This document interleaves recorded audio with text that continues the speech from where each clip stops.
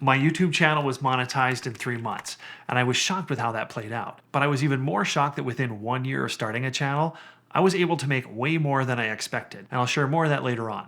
I'll make certain to explain what worked well, what didn't, and I'll finish off the video with some advice that I wish someone would have told me when I was starting my channel. But first, I need to give some background behind why I chose to become a creator on YouTube. And if you're a frequent viewer on the channel, this video isn't going to be my typical format, but you're going to get more of the backstory for why I create the videos that I do. For starters, I had never used any editing software before.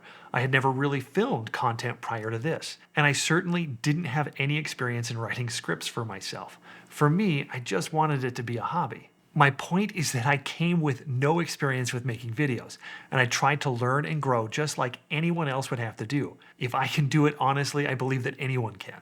As for my niche, I chose business and personal finance because those are the two areas that I know best, because I'd been a senior leader with companies like Target and Amazon, and just before retiring at the age of 46, I was a vice president. And no, I didn't grow up rich, and the military wound up paying for most of my college. Here's the thing. I had worked for roughly 15 years after college before I retired, and that's because saving and investing was something that I love to do, and it's an area that lacks common sense education. And I wanted to start a channel to help others from both my mistakes and my wins, and hopefully all of you can do even better than I've done. And another key reason for my channel was to have some form of legacy to leave behind where my kids could go back and watch the videos when I'm no longer around. You see, my mother passed away from cancer roughly 20 years ago, and I have no video recordings of her voice, and I don't want that for my kids. Granted, my children are only 4 and 7 years old, and I'm also on this different journey of self-investment by retiring early, while also working to be a better, healthier version of myself. So my channel can easily take on different paths over time. When I originally set out to create a channel, my goals were to get 1,000 subscribers and 400 watch hours within a 10-month time period. I felt that was a very aggressive goal since the average YouTuber takes roughly 15 months before they can get monetized. And once monetized, the average YouTuber gets paid anywhere from $4 to $10 per 1,000 views. At least that's what I was reading from all the material that was available. Since then, they've added that you can also get monetized if you have 10 million YouTube short views within a 90-day period. But before launching a channel, I started by watching videos on business and personal finance, and of course I made a spreadsheet outlining my favorite creators and listing all of their best performing videos. And then I'd mark which one was their breakout video that really launched their channel. From there, I made a list of topics of what I wanted to cover in my videos, but I felt that I should start with the topics that I knew the most about at that time, like quitting my corporate job or explaining the supply chain issues after COVID, explaining the cause of inflation, and honestly, how to manage a 401k.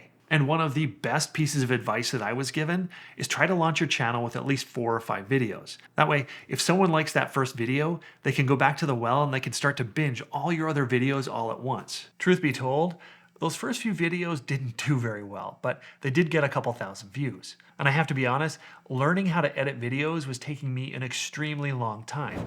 Literally, it was taking me about 40 hours just to edit one video because everything was new and I only had YouTube videos to teach me. But I knew right out of the gate that I wanted to set my videos apart from most people by having incredible graphics and presenting information in a very clear and concise manner. As for getting monetized, it took me exactly 3 months and 18 days to hit the 1,000 subscribers and 4,000 watch hours. And I was pretty freaking happy with that because it was way before my goal of 10 months and it only took me 11 videos to get there. And the video that was my breakout video was on the best high yield bank accounts. And the only reason that I made that video was because I was shopping around for a new savings account with the best rate. And I had to create my own spreadsheet to list out all the different options and the requirements that I needed to look at those banks. And it seemed like a no-brainer to make a video on it. So I literally titled the video, A No-Brainer.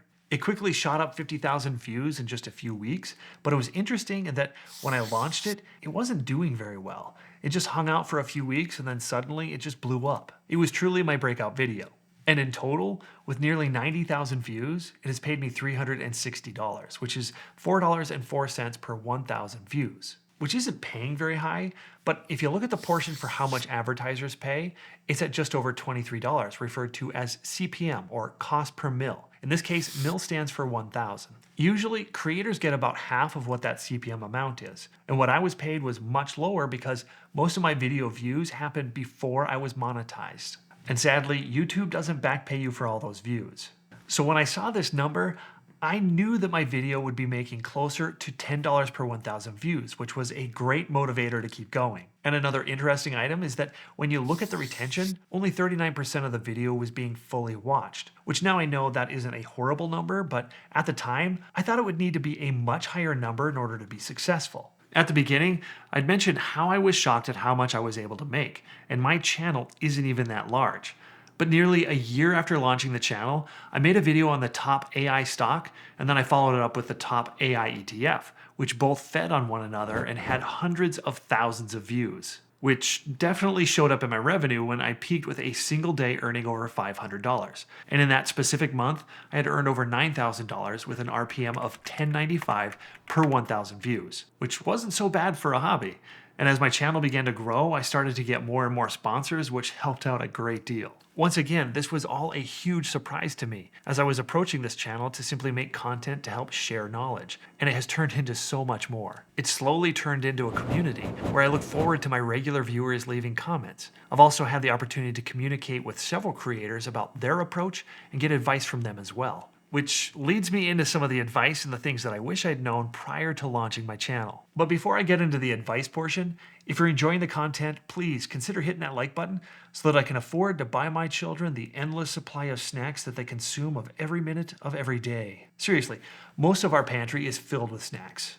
Now getting back to the advice portion. One of the best things that I'd done was to launch my channel with 5 different videos all at once, and this was clutch for creating a strong launch. Because it creates this form of a circular loop where viewers can go back and they can binge watch all your other videos all at once, and it sort of feeds on one another. And the next piece of advice is the one that I have the most trouble with, and that's to consistently launch videos. It's one of the best things that you can do to leverage the algorithm, and I've tried my hardest to do that, but I have failed miserably. Having young children, they get sick a lot, and school and daycare closes for the most random reasons. And at the end of the day, I have to put my family first. But if you can be consistent with your video launches, absolutely do it. One of my biggest mistakes and the best advice that I can provide is to put a link to your channel in the description and the comments for every single video. If you use the link in this particular format, then it asks if they want to subscribe first thing when they click it. And once I did that, I was getting hundreds of more subscribers a week for that simple little change. And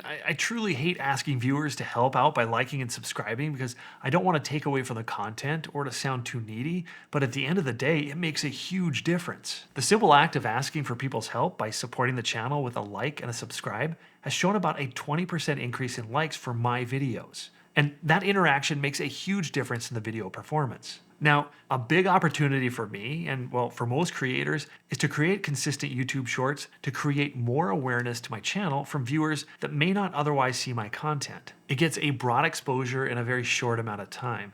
And as I speak, I'm trying to do 30 days in a row of launching shorts, and I certainly hope that it does well, but feel free to ask me how it's going. Now, once you're launching videos, it's easy to fall into the trap of watching the analytics non-stop.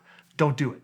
You'll go nuts staring at your phone, watching the analytics going up and going down every other minute, constantly hitting that refresh button to see if anything's changed. Now, in another area, I made the mistake of seeing my click-through rates drop to 0 on a newly launched video, and then I'd frantically work on creating a new version of the thumbnail trying to fix it. The reality is that the analytics have really weird quirks where you don't want to overreact to every single detail. Give it a few hours or even a day before you try making big changes. This next point is extremely important. If your channel grows quickly, then you'll get sponsors that start to reach out to you. And I made it a point to create a professional rate card with my demographic details. Once sponsors see my professionalism, they are much more eager to work with me. But here's a warning for you. I did have this potential sponsor once where we chatted, we talked everything over, and then they sent me the graphics that I needed to use. They weren't a sponsor, they were hackers. I opened that file and suddenly they took over my computer and they took over my YouTube channel. It was a complete nightmare, and I lost a lot of viewers when they turned my channel into an Elon Musk knockoff to scam people. Overall, be very careful of who you work with. And the last piece of advice was given to me by Joshua Mayo. I'd communicated with him early on where I asked him how he handles all the negative comments that we as creators receive. No joke, some are flat out threatening or sometimes people just start lashing out in the comments. And this is where Joshua told me that those people are going to exist and he embraces it. He literally tries to kill them with kindness to win them over. He mentioned to me that there may be people jealous of what we're creating and building, and they may not want to see the positive, and that's okay. Just brush it off and keep being you. I have the utmost respect for Joshua, and I appreciate him taking the time to give me that advice. And I also make it a point to help out any creator that reaches out because I understand the challenges now that I've been doing it for a little bit of time. Please let me know in the comments if you have any questions about my process, my setup, or any other advice that you may be looking for as a creator or someone looking to start up their channel for the first time. I hope that you found this useful, regardless of your reason for watching it.